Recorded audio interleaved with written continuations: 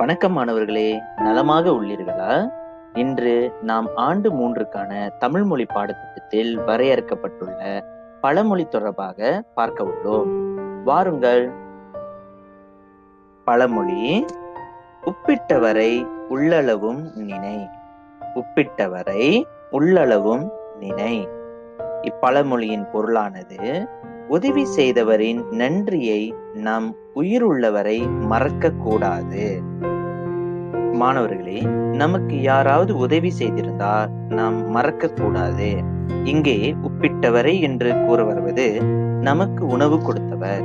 உணவு கொடுத்தவரை நாம் எப்பொழுதும் மறக்க கூடாது. அதே போல் நமக்கு உதவி செய்தவர்களை என்றுமே மறக்க கூடாது. சரி மாணவர்களே, இன்றைய பாடம் உங்களுக்கு புரிந்திருக்கும் என்று நம்புகிறேன். மீண்டும் சந்திப்போம். நன்றி.